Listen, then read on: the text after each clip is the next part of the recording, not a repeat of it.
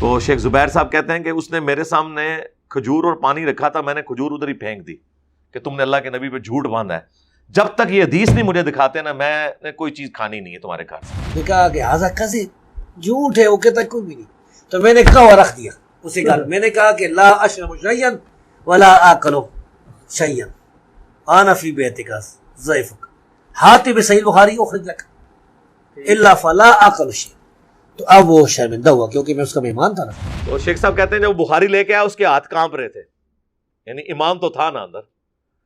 تو شیخ صاحب نے نکال کے 6251 نمبر حدیث کے پڑھ، اس میں اللہ کے نبی نے حکم دیا ہے جلسہ استراحت کا۔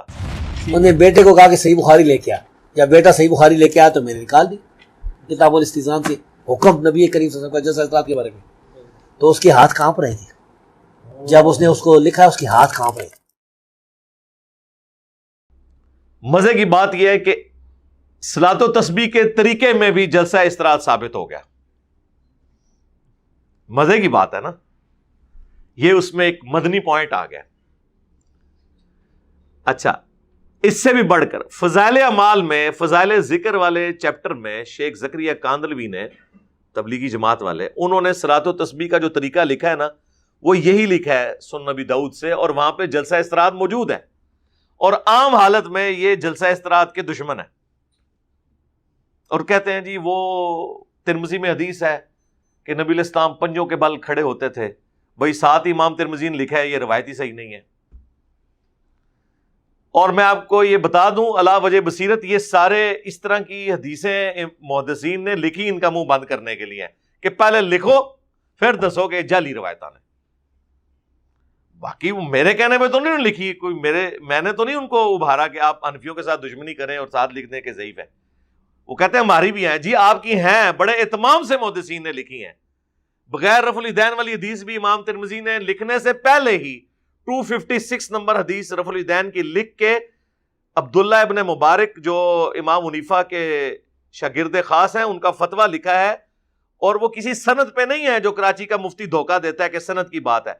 انہوں نے جنرل لکھا ہے کہ جو بھی رفع الیدین کرتا ہے اس کی حدیث عبداللہ ابن عمر والی ثابت ہے رکوع میں جاتے وقت اور رکوع سے اٹھتے وقت، اور جو رفع الیدین نہیں کرتا اس کی ابن مسعود کی حدیث ثابت ہی نہیں۔ انہوں نے اس حدیث کے متن کے اوپر بات کر دی ہے، سند پہ نہیں۔ اور امام ابو داؤد نے جب یہ ابن مسعود والی حدیث لی تو ساتھ لکھا وَلَيْسَ بِصَحِيحٍ عَلَى هَذَا الْمَعْنَى، ان معنوں میں یہ حدیث صحیح نہیں ہے، چوڑ کے لکھ دینے اور پھر اوپر کمنٹس کرتے ہیں کہ یہ ثابت ہی نہیں ہے۔ یہاں پر بھی یہ پنجوں والی روایت ثابت ہی نہیں، بلکہ صحیح بخاری میں تو 6251 نمبر حدیث ہے جس میں باقاعدہ جلسہ استراحت کا حکم ہے۔ علماء عرب نے یہ سستی کی وجہ سے چھوڑ دی ہے۔ شیخ زبیر صاحب نے میرے انٹرویو میں بھی بتایا تھا کہ میرا ایک عرب عالم کے ساتھ مجادلہ ہوا اس بات پہ، اس نے کہہ دیا کہ نبی علیہ السلام بوڑھے ہو گئے تھے اس لیے دوسری رکعت میں بیٹھ کر اٹھتے تھے سہارا لے کر۔ تو شیخ زبیر صاحب کہتے ہیں کہ اس نے میرے سامنے کھجور اور پانی رکھا تھا، میں نے کھجور ادھر ہی پھینک دی کہ تم نے اللہ کے نبی پہ جھوٹ باندھا ہے، جب تک یہ حدیث نہیں مجھے دکھاتے نا میں نے کوئی چیز کھانی نہیں ہے تمہارے گھر سے۔ انہیں تو ایویں چھڈی سی، انہیں سمجھا پاکستانی ہے تو کوئی اس طرح کا ہی مولوی ہوئے گا۔ تو وہ کہتے ہیں جی میں نے سنا ہے، ان کا سنا کیا ہے، نکال بخاری۔ تو شیخ صاحب کہتے ہیں جب وہ بخاری لے کے آیا اس کے ہاتھ کانپ رہے تھے، یعنی امام تو تھا نا اندر۔ سر جلسہ استراحت ضروری ہے یا نہیں؟ جلسہ استراحت ضروری ہے، ضروری ہے، حکم موجود علماء عرب نہیں کرتے، صحیح بخاری میں حکم موجود ہے۔ وہ تو حکم موجود ہے کہ وہ جو بندے علماء عرب کی غلطی ہے، وہی غلطی ہے۔ اچھا، عبداللہ بن باز نے بھی لکھا ہے کہ جی یہ وہاں میرا ایک عربی سے میری بات ہوئی تھی، ہاں یہ ذرا بتا دیں، بڑی انٹرسٹنگ ہے یہ۔ عبداللہ المحتاج، اچھا، تو اس نے میں نے کہا کہ وہ کہتا ہے حکم، میں نے کہا تو حنفیوں کی باتیں آپ کرتے ہیں، حکم تو ضروری نہیں ہے، اللہ کے رسول صلی اللہ علیہ وسلم کا عمل بھی کافی ہے۔ انہوں نے کہا نہیں حکم بتاؤ، تو میں نے کہا حکم بھی ہے صحیح بخاری میں، تو اس نے کہا نہیں کوئی صحیح بخاری میں نہیں ہے۔ تو میں اسی گھر میں بیٹھا ہوا تھا، اس میں کیمرے لگے ہوئی تھے، باہر سے لوگ نظر آتے تھے، کوئی مال تھا نا اس کا ریاض میں۔ تو میں نے کہا کہ صحیح بخاری میں ہے، انہوں نے کہا کہ ہاذا کذب، جھوٹ ہے، وہ کہتا کوئی بھی نہیں۔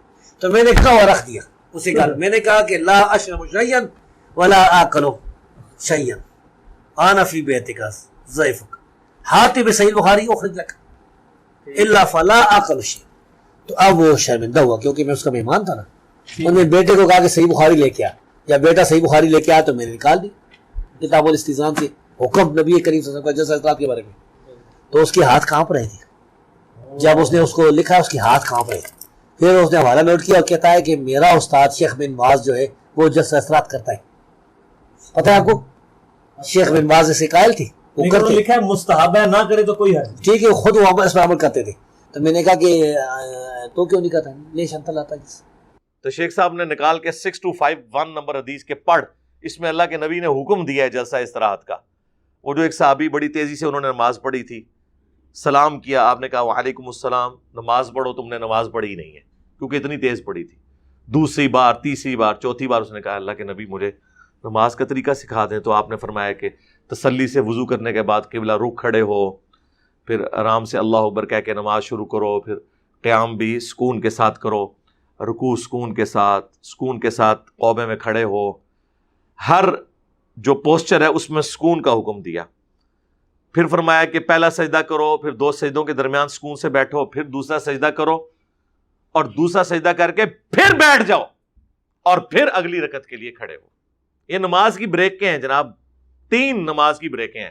ایک رفع الیدین, تیزی سے آپ کو نماز نہیں پڑھنے دیتی یہ سنت. دوسرا سجدے میں جاتے وقت پہلے ہاتھ لگانا, اور تیسرا قیام کی طرف اٹھتے ہوئے جلسہ استراحت کرنا.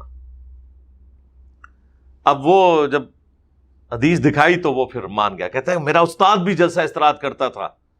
کون؟ مفتی اعظم سعودیہ بن باز, عبدالعزیز بن باز.